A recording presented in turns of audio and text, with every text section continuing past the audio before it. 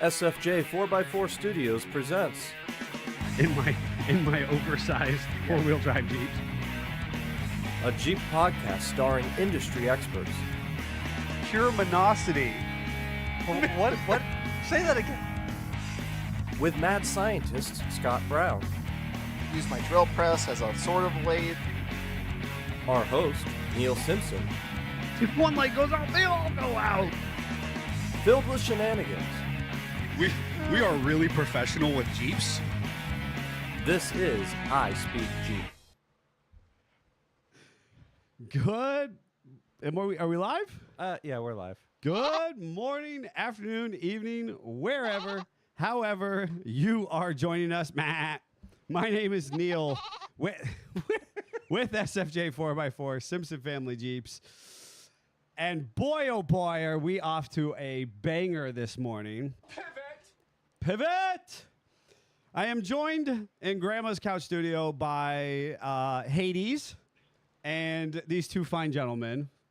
Yeah, I'm Jeff, the producer, and Italian we are stallion. having all the fun issues this morning. So you may not see us on Facebook, but we are on YouTube today live. Sorry, Facebook just said no. And then over there we've got the maddest mad scientist, which is joined in studio by his favorite person, the fan. the Yes, fan. which that old box fan has given it everything it's got right now. I'm having traumatic flashbacks to laying in my bed at night sweating, trying to sleep, while the box fan works his tail off. Oh, folks, I want you to know how much we value and appreciate you, being such an important part of this podcast family, and our attempt to bring you, quality infotainment is obviously challenging this morning. Yeah. Yeah. And that is, we've got technical difficulties, Mm-hmm. and we are just pivoting through the process in its entirety. So, those of you who are normally used to watching us on the Book of Faces, you should be logging into YouTube and following along there. We do have a great show for you, but again, in the slew of technical difficulties, we are not able to bring our guest up on screen, but we have him through audio only today. And that is an incredibly decorated gentleman and individual from the Jeep community, Jerry Huber. And we're going to be talking about the Toledo Jeep Festival, which is only, maybe 6 weeks away or so, 7 weeks away at this point. And we're going to be talking about some of Jerry's experiences and his builds in general. He's a super cool dude and a good friend of mine. And per the usual, if you are interested in hearing about what is happening in our personal lives, you too should hang in there to the end, to the outro credits, and we will go ahead and update you on all the shenanigans that are happening as this heat wave grips the U.S. at the moment. Jerry, can you hear us? Oh, he's not. There we go. Hear you. Excellent, Yeah. excellent, I can hear excellent. you. Should be on the air now. Yes, sir. Okay, I can hear you guys now. Outstanding. So, Jerry, if there's, some background that you can provide our listeners just to kind of start to contextualize, who you are, because, you're incredibly decorated both in the actual your own builds, but then, your work history and now what you do for Toledo Jeep Festival. So can you kind of, I know it's not always easy to talk about yourself, but can you kind of tell us about, who you are? Well, as kind of a quick introduction, I'm an old guy to start with. I was born in 1947. You and so the I Jeeps. have some good lineage with the older vintage Jeeps that I remember as a kid. When I got out of school, I went to college to study automotive technology. Knew from the start that I wanted to work in the auto industry. I grew up in a Ford family. My dad was a general manager, part owner in a dealership. My grandfather was a service manager and excellent mechanic and so forth.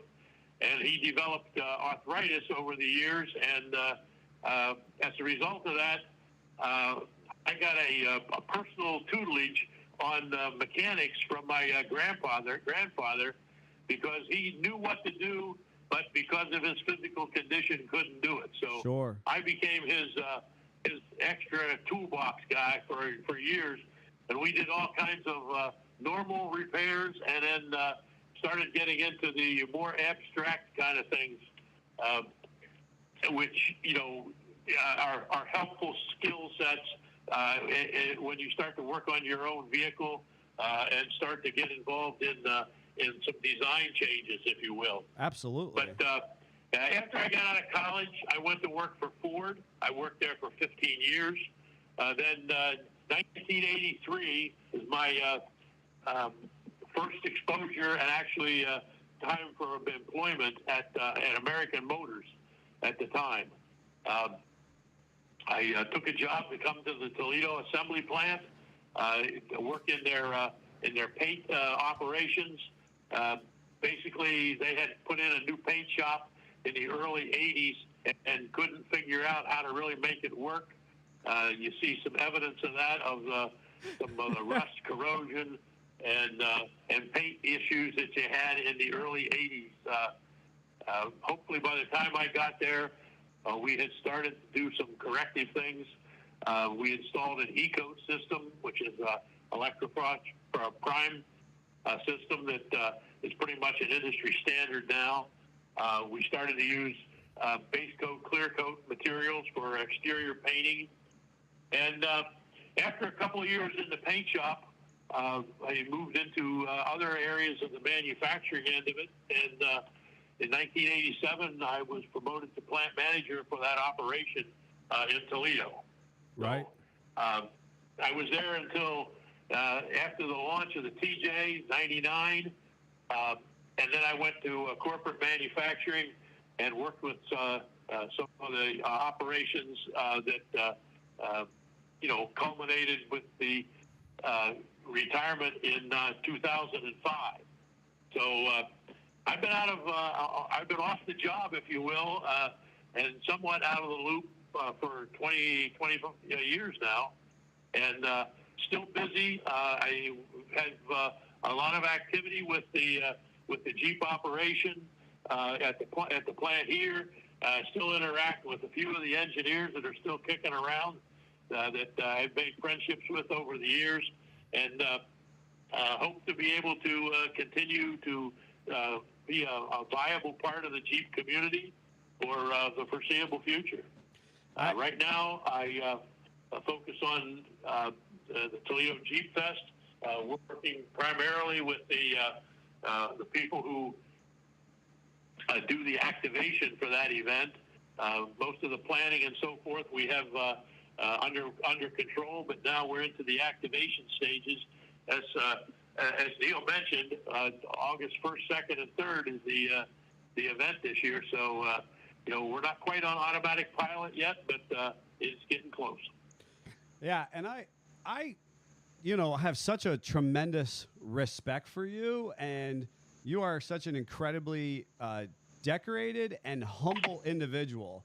And I just want to hammer home that you were the man. You were the guy who was running the assembly plant for a little over a decade. I'm pretty certain is how the numbers play out. And here you are, still actively participating as an enthusiast in the Jeep community. And I personally, I like to call you my friend, and the people that I've been exposed to through you and your specific friends, I've learned so much about. Additionally, and it helps me create a. Oh boy, Ignore that. Jeff's doing things in our ears. I don't know what's going on with that. We might end up cutting this one short just because of the nature of our technical challenges. But regardless, I have had such a thrilling professional experience, learning from you. because you actually have a incredibly cool Jeep collection, and you're working on a really cool Jeep right now as well. Can you tell us a little bit about your own personal builds and what you're currently working on? Yeah, I'll give you an update on that project. As I mentioned earlier in my in kind of my history and background, my real first experience with the Jeep product goes back to 1968. If you recall, we were in the throes of the Vietnam War. Sure. I was just out of actually a 2-year college, and Kaiser Corporation built their last true military Jeep, was called the M715 and M725. And those are just unique vehicles. They're what they call a 5-quarter ton military vehicle, and the way their contract was given with the government is the government had 1 year after the vehicles were shipped to call for modifications. They started producing and shipping those in late 66, 67. So I came in at the tail end on a summer job at a big military base back in Pennsylvania, Letterkenny Army Depot, which is still one of their larger parts and refurbishing locations. And we had 5,000 of the M715s, M725, ambulances and military service vehicles at that location that were up for modifications. And I had signed on through a company called Manpower Incorporated to help do some of the service and retrofits on these vehicles so that they could be released then to the federal government and put into service. Huh. And it worked out so well that they decided the engineers from Kaiser, who were kind of overseeing and supervising this thing, asked kind of a core group of us if we would travel with them to their next military base, which was out in Savannah, Illinois, on the headwaters of the Mississippi. And they had another 5,000 vehicles to work on out there. And so we said, sure, we'll do that. That was a good deal. And it was, back in those days, it was 7 days a week, 12 hours a day, and they did pay overtime. So we were making a good summer income for going back to college. And, it was a real learning experience, not only interacting with those engineers for the first time, but also seeing the military vehicle and having access to those military bases.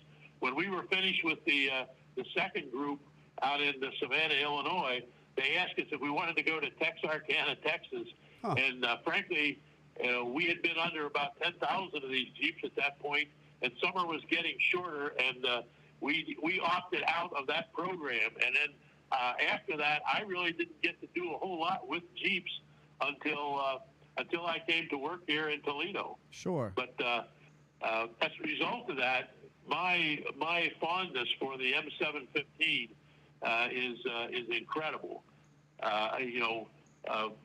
The retrofits that we had on the vehicles were nothing really major. I mean, they were all built to government specs, but during that 1 year of prove out and experience with them, they had a list of modifications that ran anywhere from changing the bearings in the front drive units from the PTO from roller bearings to needle bearings, things like that. We put some safety glass in the passenger side driver side glass. Mm-hmm. We redid some fire extinguisher mounts. There was an interesting seal on the pass-through. There's like a pass-through toolbox on an M715 right behind the cab. Right. That can handle like a litter that you would carry a wounded soldier on up to some light armament and rifles and so forth. Sure. So we had to change the weather strip on those doors because there was some leakage, and just a cadre of small items like that. A lot of retort stuff, reorient clamps, typically things that you would see on a model launch retrofit Sure. kind of an operation. But it was a fun project. It was educational, and like I said, after that, there's something about that senior Jeep and the M715s in particular that really makes the heart beat stronger. Sure. But So, go ahead. So a quick update.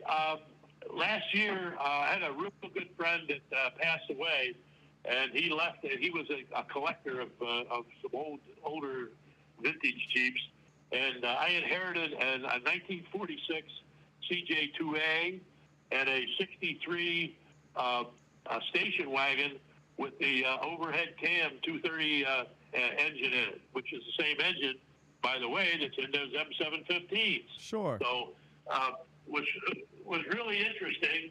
And the CJ2A, hey, you're talking about a vehicle here that's 79 years old. Right. So it needed lots of TLC. Hadn't run for probably 15 years, but I decided as a tribute and kind of a look back to the friendship I had with Mr. Hattner, my buddy Ron, that I'd get this thing running and do something with it. So after a lot of thought, I decided I'd do a Naval Shore Patrol tribute vehicle. Cool. Most of the guys, when you one of your first Jeep restorations is whether it's a military or a civilian version or an M38, but everybody wants to do an old Army Jeep. So I decided I'd do this Naval Shore Patrol vehicle instead. That's And super fun. interestingly enough, I've had for about 20 years maybe a 24-inch searchlight kicking around in my garage that I got from somebody or some sale or something. Yeah, we And all have haven't one of really those. figured, really figured out what to do with it. Right. Right. And I'm sure everybody that's listening, and you guys for sure, have one or two of those oddball pieces of history that's just too good to throw away, but you don't know quite yet what you're going to do with it. So Yes. the searchlight, which was originally one of those carbon arc reflector type searchligh's, has found a new home in the back of the CJ2A. That's awesome. And it's coming along pretty well. Where all the mechanical things that make the Jeep run, stop, and go look like they're under control at this point. I have driven it a little bit on the road. I put the searchlight is mounted, and now I'm doing the body and paint, which is an interesting thing when you get to have a vehicle that's that old, that's been sitting around. There were certainly some surprises in the sheet metal that had to be sections cut out and replaced. That's all done, and now I'm trying to make some decisions on a daily basis about some dents and dings and some scrapes and scratches and gouges as to how much of this I really want to get after. I'm not trying to do a museum piece or a show car because I intend to drive this thing, but I also want it to be presentable. So you get those decisions you got to make. Pretty much block sand and then say yes or no, and then keep block sanding usually. But you know how it goes. Absolutely. So, it's going to be interesting. And as attendees of the upcoming Toledo Jeep Festival 2025, will they be getting to see this Jeep in living color?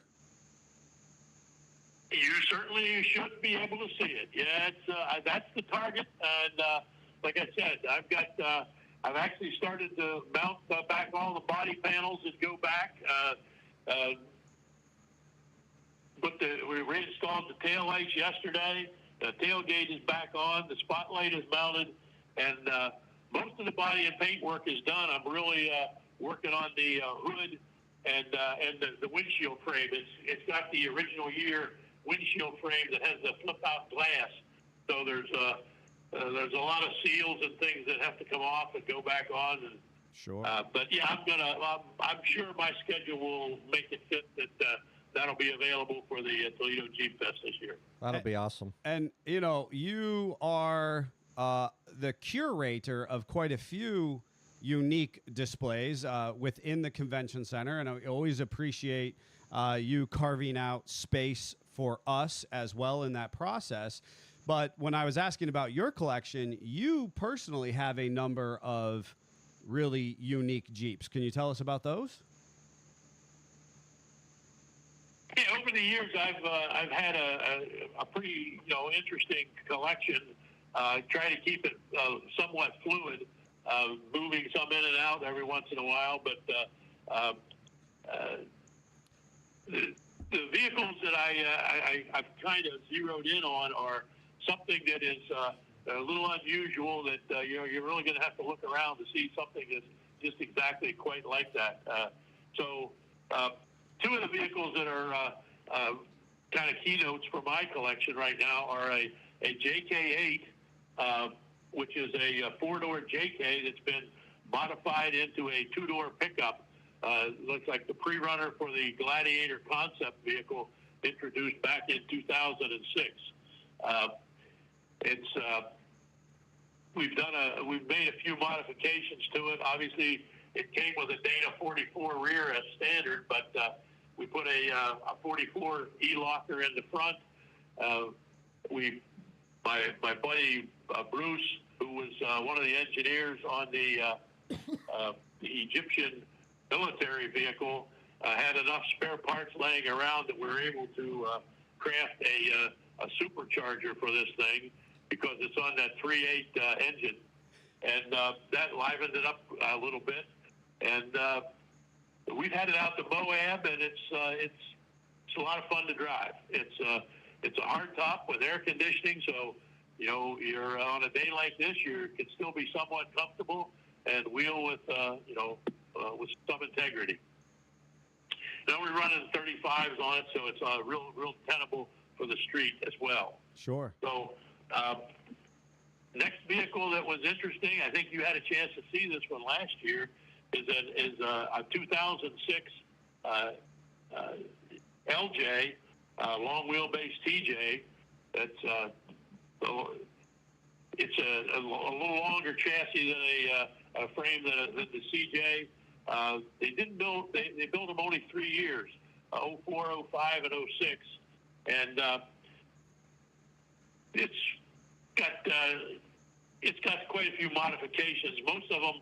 One of the things I try to do, kind of it's a personal, interest, but I like to see modifications that are not real obvious, if you will. Mm-hmm. If you know what you're looking at, you'll pick up on them, but it's not not horrendous or so abstract that it jumps out at you.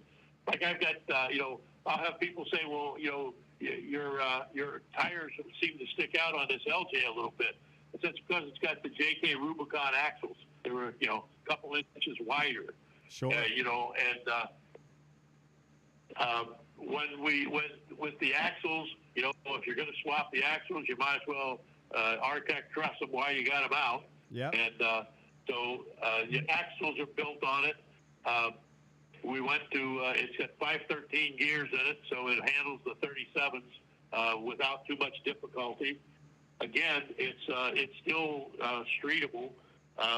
In fact, last summer, one of my buddies that does some overlanding was running a trip from near Cadillac, Michigan, across towards the East Coast, and then a ferry boat, and then a couple of days on Bois Blanc Island, which is in the middle of Lake Huron, where you're looking up at the Big Mac Bridge and Mackinac Island there. So I pulled a trailer with the LJ. Wow. Which was kind of interesting. A lot of people don't like to do trailers with Jeeps, The LJ with a little bit of longer wheelbase and heavier underpinnings did real well with it.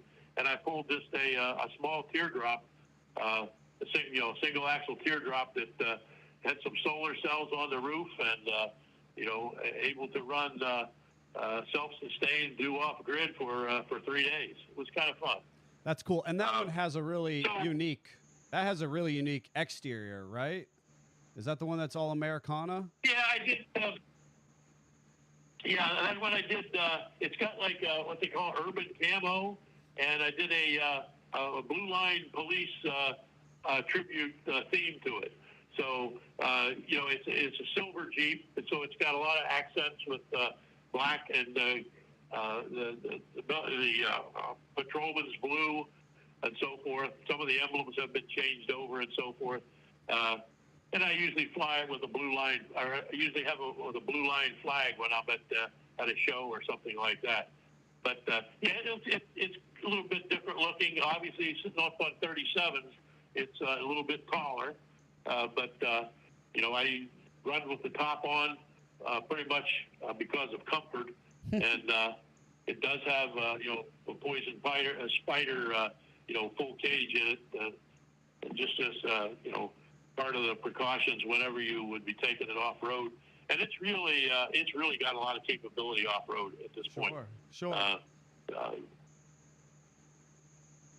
And the sideline that we did on that one here, I think I showed you under the hood on it last year. Bruce and I got real energetic, and we built a 4.6 stroker motor for it.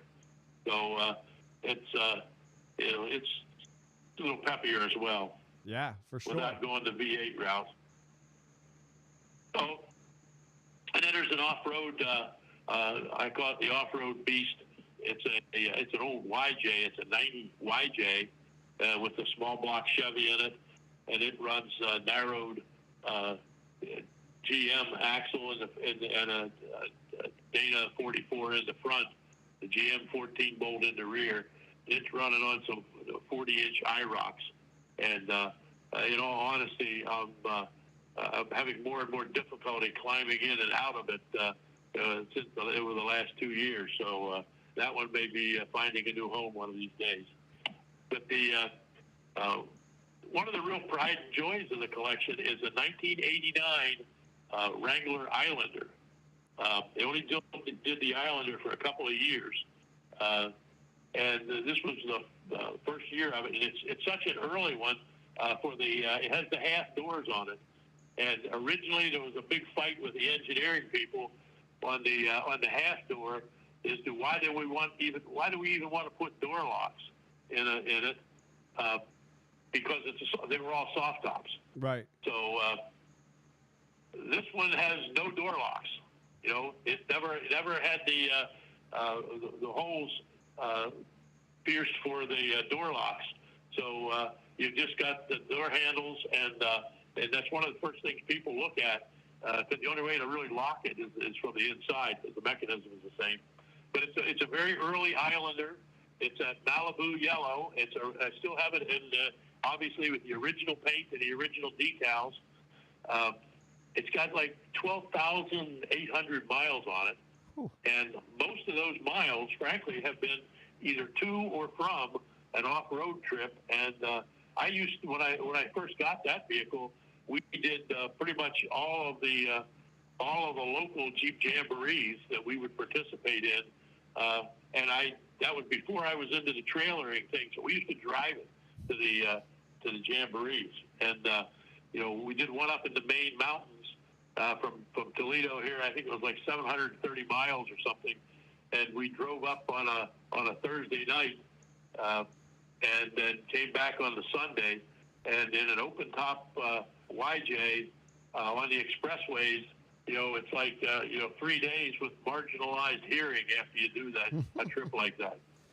That's one of my favorites. That's one of my favorites of yours, because obviously my first Jeep was an '87 YJ, also no door locks, and so that was one of the things that absolutely stuck out to me, because the mechanism worked from the inside but not outside, and that for our listeners at home, I've seen that Jeep. It's largely stock in function and appearance, right? That's correct.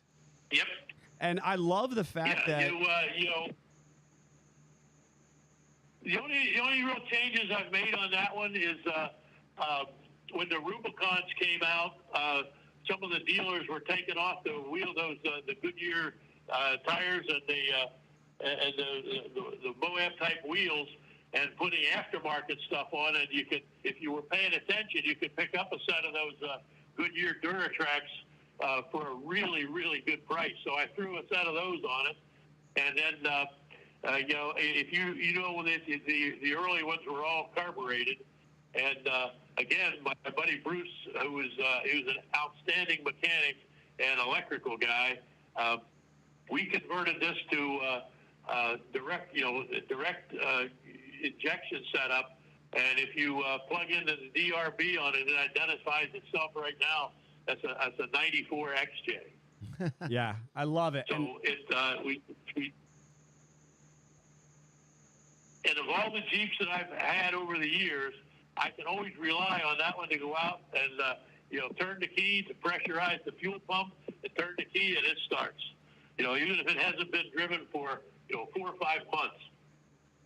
That's what I love about you as an individual and your collection is, like, there's so many people who don't, you know, they get into their JL, their JT, and that's incredibly comfortable and it's incredibly capable.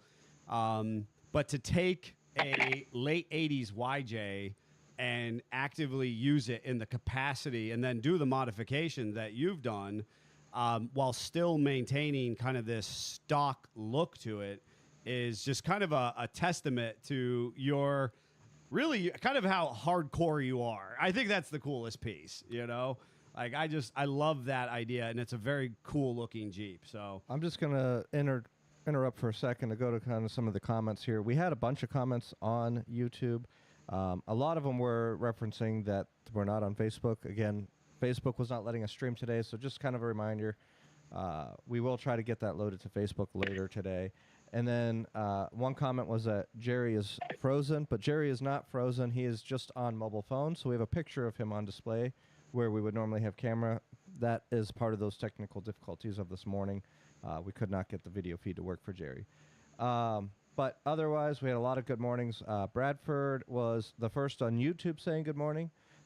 Keith Dart was technically first because he commented on our last Facebook video. I'm in last week's video. Because there was no video loaded at 10:19 this morning, so he was appropriately trying to be first. We got Bill McWilliams just commenting as well. Billy Joe, Daddy Jeep, Genie's Jamming Jeeps, Coleslaw, Joe O'Brien, and Amy all saying good morning. Good morning. So- Good morning to everybody. And we thank you so much for joining us. Then again, we are adapting and overcoming in the most authentic Simpson Family Jeeps and Jeep way possible. I mean, to the point that you can't see it on camera, but we literally have a microphone pointed at my cell phone so that we could have Jerry on the air with us today because technicalities were happening, and we just said, you know what? It's time to improvise, adapt, and overcome, and that's what we did. Amen to that. Amen. Just gotta embody the MacGyver aspect. Yeah, Right. absolutely. We did not get to where we're at by sitting on our hands or expecting some cush, well-polished experience. We got to where we're at by just, tenacity, grit, and some perseverance. And here we are. And despite all of the technical issues that we have, this episode is still sponsored by Windshield Defense. Yes. So if you want to take a moment and tell what that is. So Windshield Defense, folks, is a product by Racing Optics that is a screen protector for your Jeep.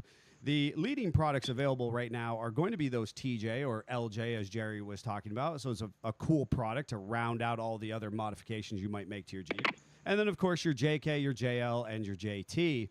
And it is a triple layer protective film that offers you kind of multiple opportunities to take rocks and debris and other schmutz to the windshield and arguably not break in the process. They did some really cool product testing where they dropped things from really far away or, launched ball bearings at windows or windshields.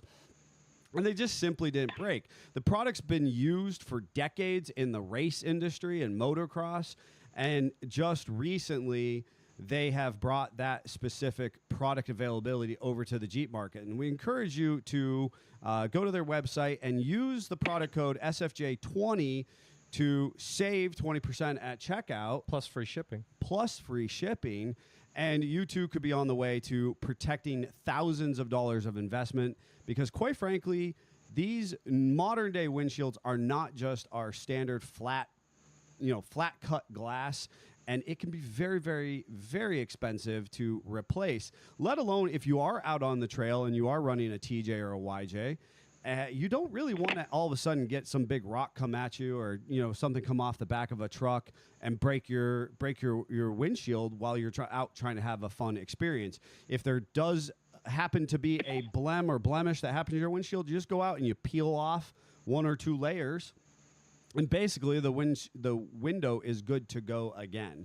We did have 2 Jeeps on display at Bantam Jeep Heritage Festival. We saw them as they immediately as you immediately entered the festival, and both those Jeeps, JL and a J2, were product equipped with the windshield defense by Racing Optics. What I really like is their slogan is, "It's the clear choice," and it really is. It's so clear that people didn't see them on the Jeeps at Bantam. We had to show them which Jeeps they were on. That's why there's little stickers in the lower corner of the windshield. Now, if everything goes to plan, we'll actually have one of those Jeeps at the Toledo Jeep Festival. And so, Jerry, if you're still hanging in there with us, would you mind telling us what your role at the festival is? Yeah. And thanks for the heads up to everybody about windshield protection, because that's a really important aspect of owning one of these. It's something that you don't want to get into the habit of, is replacing windshields. Right.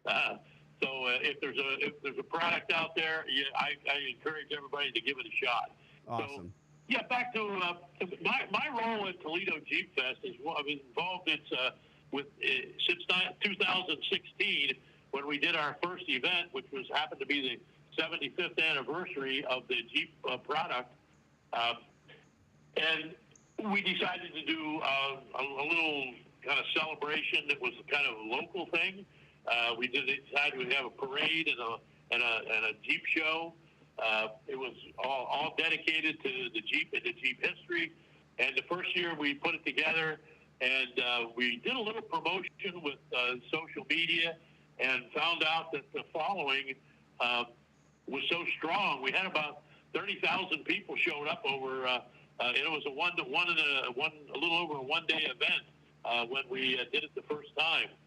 But now we're up to a 3-day event. It's August 1st, 2nd, and 3rd of this year, and we've got a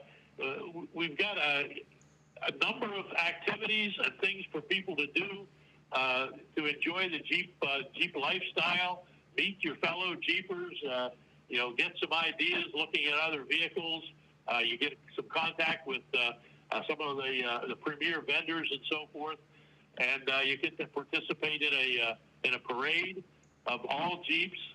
It's typically we'll run between. I think we try to stick to we have at least 1,000 and no more than 1,400, because it's a challenge to have that many organized. And then the really interesting part is that with our event, if you're in the parade, when the parade is over, we park your Jeep in the event footprint downtown in Toledo. We take over about a 20 square block area, and everything is focused on the Jeep or the Jeeper people during that time. Your restaurants and the hotels have specials, and they'll be decorated and so forth, and they'll be participating in some fashion. There's concerts. The Toledo Mud Hens, which is our minor league baseball team, they happen to be in town the weekend of Jeep Fest this year. They've got a game on Friday night, Saturday night, and Sunday afternoon. They moved their Sunday game up until early afternoon so that people can participate.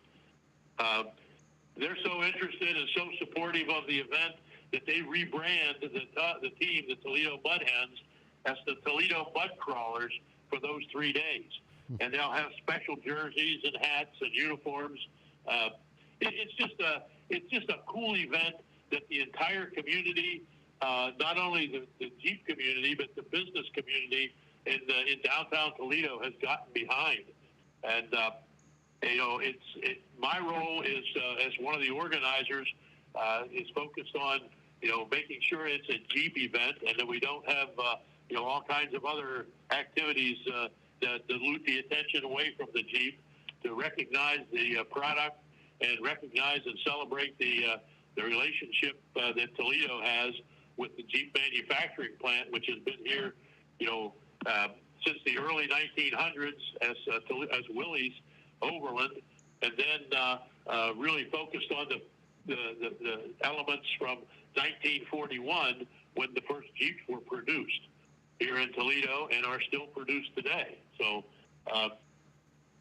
there's kind of a unique relationship that we have there. Certainly, the folks at Bantam have an ongoing relationship from a historical standpoint with the Bantam group and the early Jeeps and the prototypes and some of the early production units. But Toledo, with the ongoing production being here, it's kind of like a homecoming for a lot of folks when they bring their Jeep back to Toledo. So we always get a lot of activity over at the Jeep plant. Those iconic Jeep letters, it looks like they're carved out of stone, are available for photographs with your vehicle. The John North Willys homestead is downtown, not too far from the festival area. A lot of people, they do photo ops.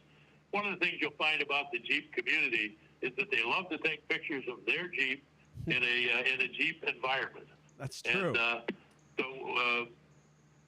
And when you're in Toledo, you're in a great spot to do that. There's some murals downtown that have Jeeps depicted in them. The one hotel has a Jeep in the lobby that's right on the main street. It's a good event. I get to participate as a planner, and my primary role is, again, what I really relish is the opportunity to put together the historical Jeep display in the convention center. We get vehicles from all around the United States. We've got a great connection with the Jeep brand people, and this year they'll be bringing several of the concept cars from the Moab Jeep Week. A lot of folks get to see those in the newspapers and in the magazines, but when you come to our event, you get right up close to them, and you can touch them, look at them. They're right there, and they really are. You guys have been out to Moab, during Easter Jeep Safari, so you know that those vehicles that are on display out there do two things.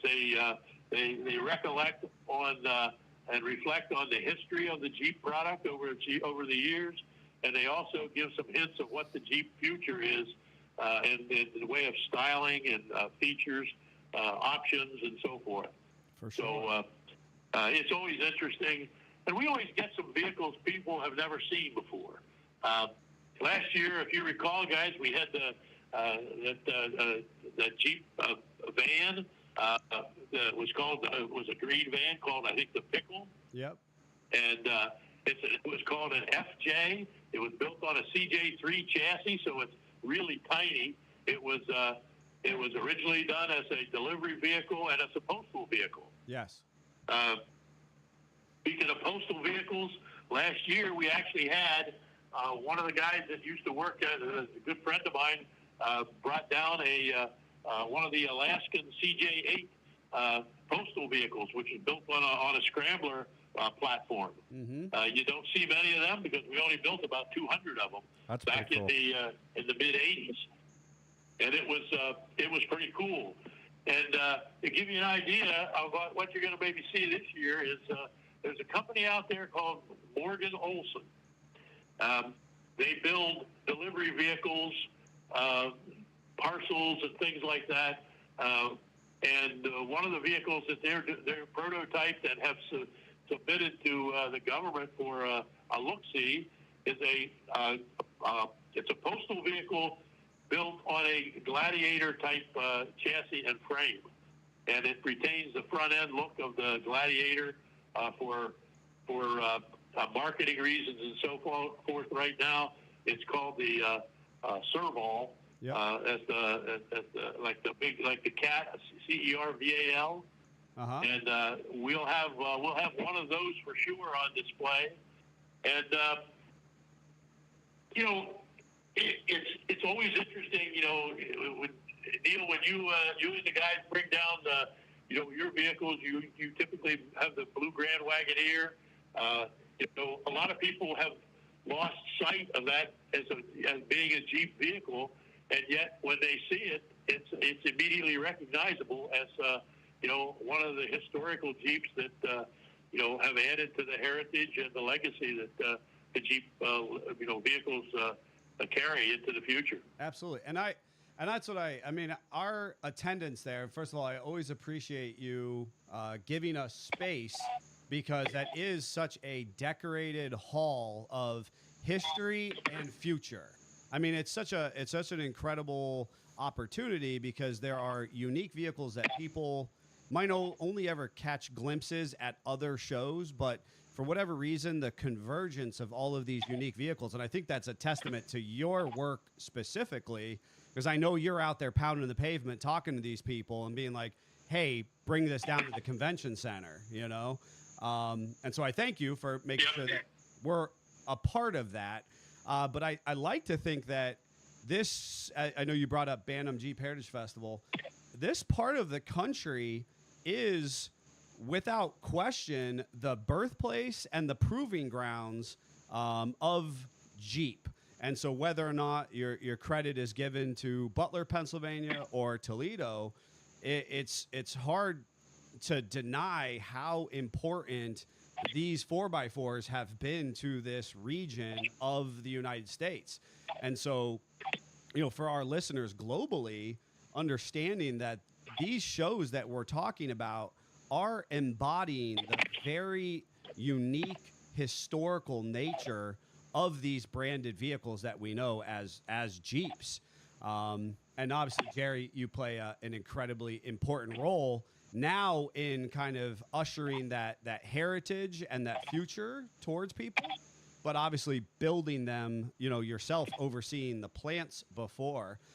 When we go to Toledo, I'm always amazed at what you were bringing up as far as the restaurants, the baseball team. The Mud Hens, for people who might not be aware, are literally one of the oldest baseball teams in the consecutive baseball teams in the United States. And for them to change their name for the Mud Crawlers obviously is a great show of support to the Jeep community as a whole.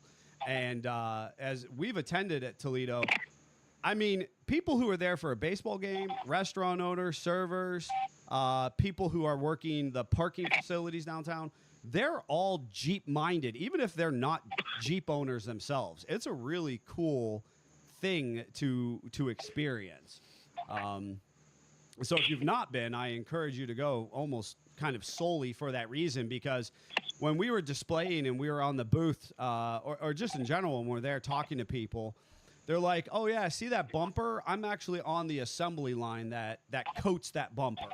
Or I form this tow hook or something like that. It's fascinating to hear the pride that people in that area take in how they have helped build the vehicles that we all love so much, and I think that that's one of the really unique things about that show specifically is you're just all of a sudden you're transported into this world where they think Jeep, they breathe Jeep, they eat Jeep, and it's we think we're Jeep nuts elsewhere living in the world. You might be the Jeep guy amongst your friend community, but until you've gone to Toledo, that Mecca, if you will, you don't know Jeep crazy until you've been there and kind of got that experience. So very cool. Now, one of the things that you personally do as well, I know you're a hobbyist and enthusiast, you're kind of into the RC world too. Is that correct? The crawlers? Yeah, One of the things that you can't work on the big Jeeps all the time, and every once in a while you pick up something from a hobby. And I got hooked on this RC Jeeps and off-road vehicles a couple of years ago. For a long time I've restored the old Tonka Jeeps. Okay. I have a collection of those that my wife gets after me about all the time. But the RC community is kind of interested as well, and the rock crawler side of it has become really popular. It used to be when I was a kid. Neil, you can remember we had those little. First off, we had tether cars. Sure. That had like a little airplane motor on it. This winter, you tied them up in the center and watched them go around in circles. Then we got the slot cars and the HO scale slot cars that you could work on them for about 4 hours and then play with them for about 15 or 20 minutes. Then you That's had right. to work on them again. And you had to work on them again. Yep. Yeah, but and that may have been just ground practice and training for our current lifestyle. Yes. But the RC vehicles now, and particularly the 1/24th and the 1/10th scale, are just amazing. The detail Yes. that they have. I just did one not too long ago. I found a company that makes a forward control, an FC. No. That's got locking axles that you can lock off of your controller, and they're cable actuated lockers that you can operate individually or for front and rear. You can do 4-wheel steer. I mean, it's like the limit is what your imagination and the time you want to spend and the pocketbook to buy all these crazy oddball pieces to put these things together. Right. So I'll admit to being hooked on those things a little bit. I have one that's a 1/10 scale replica of the JK8 that's pretty accurate. I mean, it's down to the wheels and tires. It's got a front-mounted winch and so forth. And then for years, I was trying to find a body, one of those clear Lexan body shells Sure. of an M715. And there was a company that made one, and then they went out of production. They were out of production for about 6 years, and I ran across one. So I just recently finished an M715 in 1/10 scale, and it's done in OD green with a tan canvas top. It's fairly capable as far as they're all 4-wheel drive. Sure. And just like our friends at Dana, they have locking axles and different size U-joints that you could put onto the drive shafts for the type of use you're going to have, whether it be plastic, aluminum, or I think somebody's making some now that are some aluminum alloy that's pretty strong. But these things they're crazy. I mean, they've got shocks, oil-filled shocks, spring-over suspensions. It's bizarre. How detailed they are. Yes. Now, I'll have to show you this M715. I look forward to that. And on the last piece on the RC, last year, I believe you lost a parking spot in your garage to part of the RC track. Yeah. Did this winter treat you a little bit better? Is your wife a little happier? What? It's still out there, so but, she can get the minivan in without any problem, and we have to find a new location for that the 1/24 scale RC course. Okay. But last year you guys were right across from the RC course that we have set up for the kids, which is kind of a neat feature. We've partnered with a hobby shop out of the Detroit area called Nankin Hobby. They've got like 5 stores up there, and they bring down some demo units that we let the kids use. And the course itself is we start out with a 30 by 50 carpet and then we put different kind of obstacles on it. There's one of them that the wife and I built this foam mountain. It's a framework that's got spray structural foam on it. The thing just fits on a double axle car trailer, so we can move it around. Right. And that's been right across from your guys' location the last couple of years. So you see the amount of traffic and interest that gets.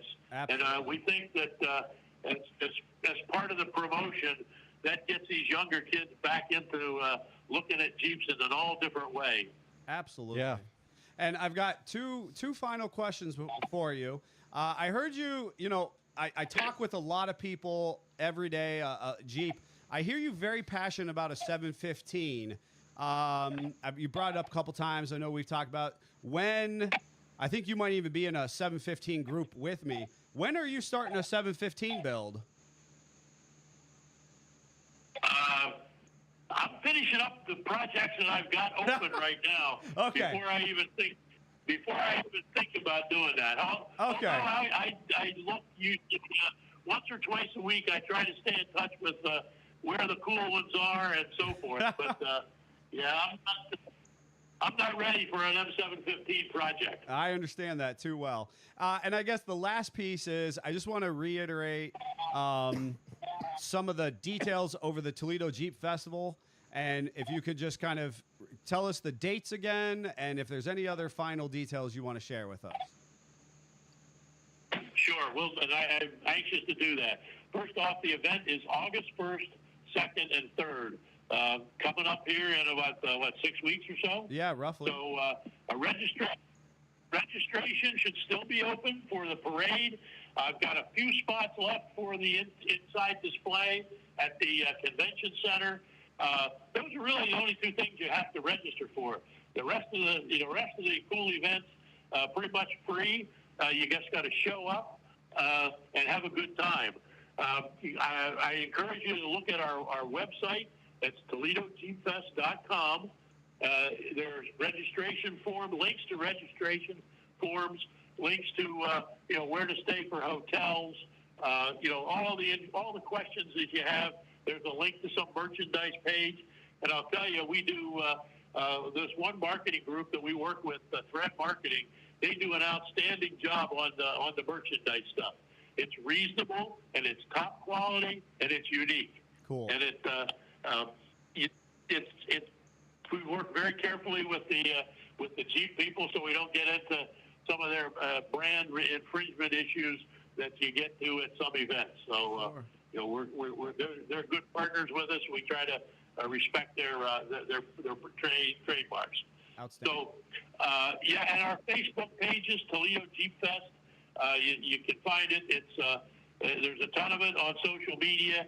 There's Instagram sites. We've got some YouTube stuff out there now. But it's real simple. If you just whatever platform you're looking at, if you put in Toledo Jeep Fest, you'll get linked. Guaranteed. Awesome.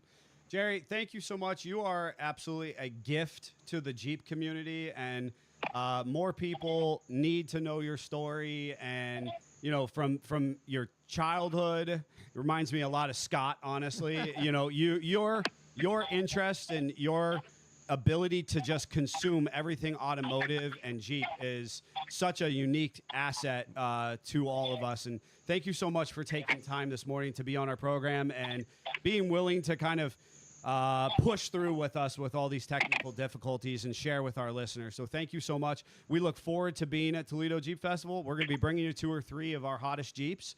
I encourage people to come out to the show. We'll be there, showing off. And always a great part of the Jeep community. Thank you so much, Jerry.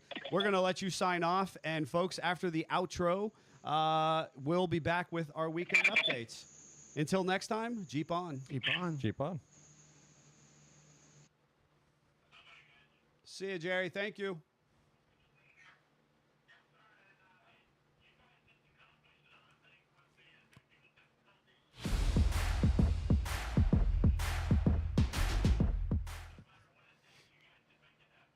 Thank you. Appreciate it. Have a good one. Take care. So in true adapt and overcome fashion, I guess that's a good lead into my weekend sort of update. And I want that, right? I'm here for that. But that was remarkable. I'm going to take just a moment and be like, the fact that he could hear us as well as he could with the fan going off of your Cell phone off of just the mic of the speakerphone. Yeah. God, I really hope that translates well, because that was about as good as it gets for as many technical challenges as we had. It was a rough start. I held my breath the whole time, and your phone didn't die, and he stayed right on course with everything as far as he could hear us. Yeah. Yep. Wow. Okay, so your true fashion of adapt and overcome is, I get it. So I have an older friend that used to be a machinist, and obviously when you're a machinist for a long time, you have a collection of machines at home, and you know where they all are. So he gave me a call, and he said, "Hey, would you be interested in a larger lathe?" And I said, "Absolutely." Sure. My little 8-inch, well, it's been doing a great job, is a little bit size challenged. And, you know, I was spoiled with Dad's larger lathe when I was a kid, so I have to keep trying to think of how to use the smaller machine. He said, "Well, this is a 13-inch closing lathe." I was like, "Okay, I'm on board." And then he's like, "Well, you just look it up online and you know, you get an idea of the weight." He said, "I think it's like 600 pounds. I'm thinking that doesn't sound right, but you know, I'm going to roll with it." Sure. So we go out Thursday, and if you're in our general area, you know, it's been nothing but rain. So Up until 2 days ago when Yeah. Hades decided to grace us himself. yep. So we get there, and he's like, "Oh, they got skid steers, they got tractors. We got plenty of ways to lift this thing." So there's this huge New Holland tractor to honestly make your tractor look small. Oh, boy. And on the edge of the forks, it wouldn't pick it up. And I thought, that's not 600 pounds. Right? Betting that's like 1,500 pounds. But anyway, we get it loaded, we get it tarped, we get it strapped. We get it home.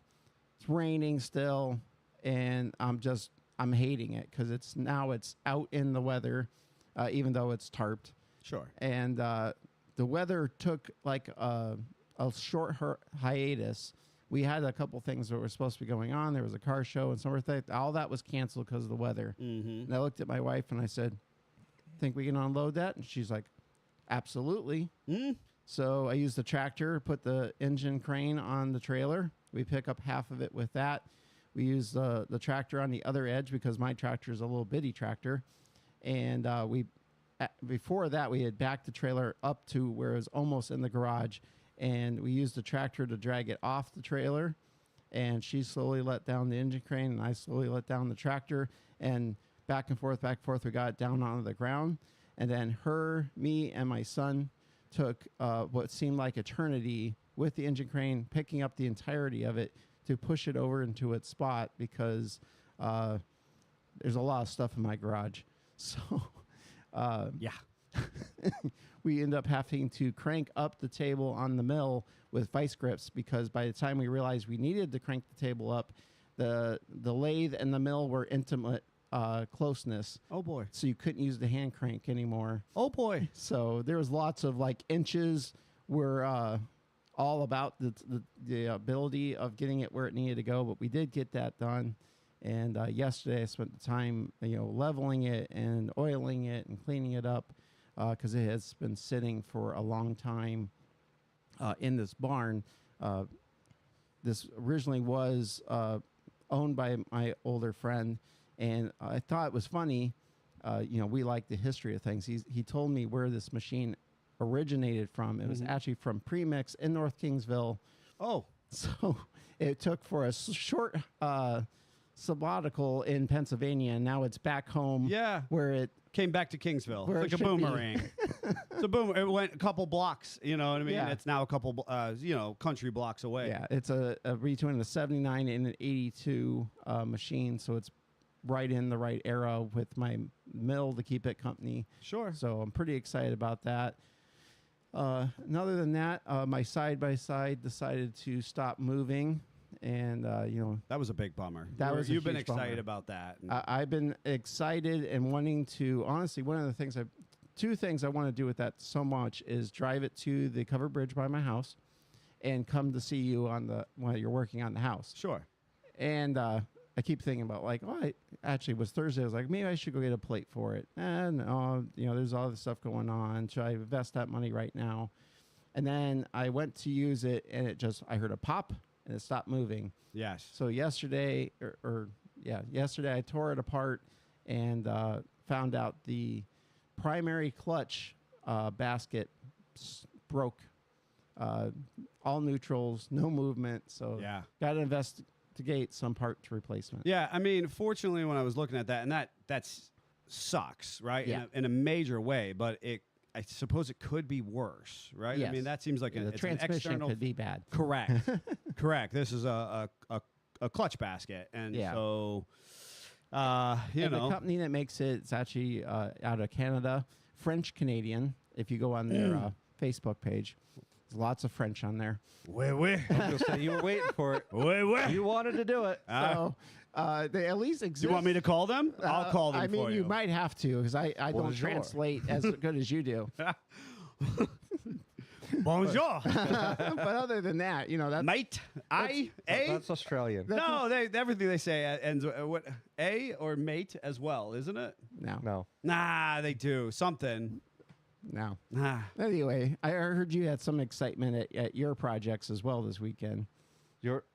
Well, yours, yeah, I we, mean- we all did. Let's be honest. Yeah, it was not the most desirable situation. And Jeff's excited to share with his because his ended in some type of catastrophe. So I'll allow him to. No, go I ahead. mean, mine was when I was gonna say yours was catastrophic too. So we've All of us had a great, great time this with is our like a tractors. humbling moment, right? People look in at us and they're like, "Oh, those guys got this, that, and the third." And I've had a conversation about that. In fact, if you're on any of my personal socials, I made a big post about it about 10 days ago. You're looking in at me now. If you've encountered us just in the last 3 to 5 years, you're looking in at me now. You don't see the guy who slept in the ground and showered in the spigot and loaded trailers into the not deep only- hours of the Which night you stuff. absolutely still would do. 100%, and Not we only do that, I enough mean, shenanigans. If you want to do it the easy way, you just go and spend like $3,500 for a machine. They deliver it. You have an electrician come out and hook it up. No, I take a $500 machine. and we try to eke every little bit of life Still out of it spent as possible. $3,500 on Still it. spend- no, Easy, no, Jeff. we spend $10,000 on That's it. fair. That is That's the way fair. it's supposed to be done. No, so anyways, well, and in that note, I mean, part of Jennifer and I, hand building this house, and it's been this great community experience where we've got to visit with friends, and people have contributed their skill set and their knowledge, and I was sharing with a friend who came up. Her husband is pretty proficient in operating, a backhoe and equipment and stuff like that. And I find myself, despite owning a backhoe, not having a tremendous amount of patience to sit there and dig repetitively. I almost am like a child. I'm good to do it a little bit in the sandbox, but then I'm ready to move on to something else.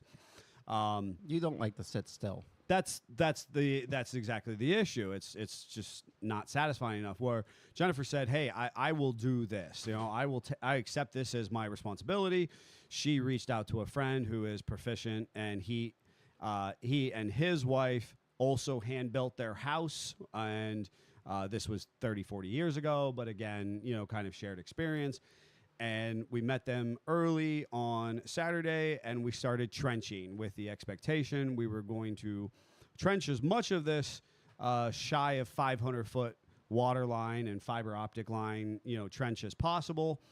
And we were just getting into the groove of things when my wife took a hydraulic shower. And that was unfortunate because it was the pressure hose on the backhoe, and the backhoe is a frame-mounted unit in our situation, and it was the pressure side.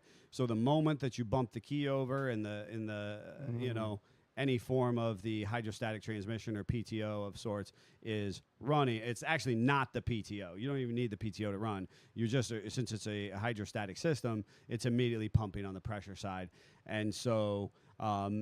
Piping hot, pressurized hydraulic fluid. Fortunately, the shields and stuff were in place, so it didn't immediately cause any irreparable damage, but rendered us completely dead in the water as the boom was, 4 feet out and 4 feet down in a hole with the outriggers down. So the tractor has been, just completely sidelined. Of course, because of the semi-rural nature at which we live, despite the fact that the tractor is new and everybody's like, well, that hose should be under warranty. This was a big conversation for me because, is a hydraulic hose under warranty? I understand the tractor is new. It was expensive. Is it under warranty because is that a wear item, Usually a wear item. And so I'm kind of accepting of that, where everybody else is kind of up in arms that our, new expensive machine is down because of this stupid issue. I've lost a bunch of time and energy. I did try But this reaching out. isn't the first time that you've lost hydraulic on it either. We had a fitting come loose. All that was just tightening okay. up a fitting. Okay. That was just simply a loose fitting. So I guess this kind of answers our age-old question: what's better, the green tractor or the red tractor? Mark up on the green tractor at the moment. Wow. Wow. But I think it is Out an of that interesting whole story. That's what he heard. He didn't Right, hear that's about the exact- fact that your wife got absolutely soaked in hydraulic oil. No, the fact That that you were down tractors for the weekend? The fact I lost all that time and energy. No, he was like, my green tractor. No, it is interesting because I had to just chill out and chill everybody else out around me because I'm like, these things happen and people expect when they buy a brand new Jeep or they have all of this work being done to the Jeep, all of a sudden that it's just going to be sunshine, rainbows, and unicorns. It's magic. And it's not. It's still moving pieces. It's still nuts and bolts. It's still hydraulic. It's still thermo. Things that are subjected to thermodynamics. So heat cycling and cooling. I wasn't mad. What I was upset about is our semi-rural nature and the fact that I couldn't get a hose made on a Saturday. Yeah. That's what had me I knew that frustrated. was going to be your challenge. And we did try. My wife jumped in the Jeep, ran around the county, and people either had one fitting or not the hose, and weren't open. And so here we are on Monday. I'd like to be fixing that. Otherwise, we took full advantage of our proximity to the waterfront the rest of the weekend, since we had been going pretty strong through Bantam. After the hydraulic debacle, Jeffrey and I worked in the beating hot heat of the day roofing. Yeah, we picked the perfect time to be out roofing, doing metal reflective roofing. I mean, you weren't sunburned enough. Yeah, we weren't sunburned or stood in the sun long enough out at the weekend prior at Bantam. Lots of fluids. We had lots of fluids and we just went strong, but we can kind of put to bed that roofing project. Thank you for that, Jeffrey. And then, as I mentioned, took full advantage of our proximity to water and just kind of hung out near the beach or family pool and stuff like that. So tried to make the best of it with what we had. Jeffrey, I heard that you haven't mowed in 30 days. It was 2 weeks because I Felt like 30 days with the rain. It felt like 30 days. And I was all excited to get that mowed down because it was getting a little tall. So after the roofing, I hadn't had enough abuse yet. So I went home and I jumped on the tractor and fires right up. I hadn't even throttled it up. I was like, oh, that started real easy. Usually I throttle it up to start it. Sure. Get it into the front yard. Realize that it's low on gas. So I pull up to the garage, stop to fill the gas can or the tank, fill it up. Doesn't start. Are you kidding me? So I grab a spare battery out of the garage, jump it real quick, fires up beautifully. Pull the PTO switch so the mower deck turns on. Nothing. And then all of a sudden, I'm sitting there staring at it on and off a couple times, pull it up, and I hear, and then it kicks on. I was like, oh, maybe something was just cutting Yeah, it the was blade. just Whatever. jammed up. Whatever. So I mow the front yard, and then I go to do the side yard next to the fence before I go to the backyard. I had to shut the PTO switch off to get across the driveway so I'm not shooting gravel at my neighbors. So I get to the little side yard, pull the PTO switch, nothing. I'm like, are you kidding me? Up, down, nothing. I've raised the deck, lowered the deck. You're trying to jostle what is a little going bit. on? Sure. So I pull it back into the backyard. I'm frustrated. I'm like, I'm going to take a moment, and because I'm drenched in sweat from doing the roofing, sitting in the sun doing that, whatever. So I end up flipping the hood up to see what's going on. The PTO switch is melted. Oh dear. The harness connector is melted. Hmm. I'm like, huh. Well, that's a problem. You were sitting on a tractor fire. I was. Good. I was, because I wasn't hot enough. Right. So then, I go on, figure out where to order it. Good, whatever, $60 between the connector and the plug. I'll get it taken care of. But then Sunday, because I hadn't had enough abuse yet, we had, it was nonprofit week at the Erie Seawolves baseball game. So minor league baseball. We go out to the game. It was 5 of us from our nonprofit group. We had free tickets through nonprofit partnership, so that was pretty cool. Except for the heat, that was not cool. Mm-hmm. We get into the stadium. Interestingly enough, I've gone into the stadium since it opened when it was Jarriott Park. Sure. Now it's UPMC Park. I think there was another name in there somewhere. But the main entrance gates that I've always used were closed when we got there. I'm like, what is going on? And they got these arrows. We know you've been using these gates for 25 plus years, but now you got to go down this way. Not today. Yeah, not anymore, period. They have a whole new entrance. They said, Oh. we built all the cool stuff down here, so go down here. Huh. So we get in, we go find where our seats are, and when I say there is no sunnier spot to be seated, I'm not exaggerating. We were in the sunniest spot of the entire stadium. And so we get up to our seats, and the plastic chairs for stadium seats, whatever, fold it down, sit down, and I anticipated sunburn, so I had sunscreen. I did not anticipate third-degree burns on my butt from sitting on these seats. It brought me back to childhood metal slide days. It was so hot. Yes. And honestly, the Seawolves were getting crushed horribly. It was like 9-0 going into the bottom of the 5th. Seawolves were up to bat, and I just looked over at my dad, who was sitting next to me, and I'm like, if you want to leave, I'm good to leave whenever you are. Right. And so we're like, well, let's see how the 5th ends, because they obviously have no chance of coming back. And it was great. They had bases loaded. They hit a line drive down the left line and stayed fair. And you see the left outfielder go running for it, and he just disappears. Oh? All the bases just run all the way through. And I'm like, that was really good for a moment, but I think it's going to be rolled to Seawolves were ground. on the base, or who was? Seawolves were up to bat. Okay, and then okay. They had bases loaded. Okay, so And it's so a it's- potential grand slam. It's a potential grand slam, and I'm waiting. They're not coming back with the ball. I'm like, crap. They're going to call it back. Yeah. They ruled it ground rule double because the Yes. ball got stuck off. Stuck somewhere. Yep. But so Seawolves got 2 scores out of that, Sure. and then we're like, all right, they're still not coming back. Time to go. Right. And we left after 5 innings, which I've never done that before. For Oh, a I know. Seawolves game. I get it. And it was just so brutal. The heat, lots of hydration. It was a great opportunity to drive with a Jeep with no top, no doors. Got to enjoy that all the way to Erie and back. So Sure. Well, and I think, with that, that's a good segue for our listeners at home and our live listeners specifically. As we get into these hard dog days of summer, please enjoy your Jeeps responsibly. Don't push yourself or the Jeep beyond its limits, and understand and know what those might be for yourself and for your Jeep.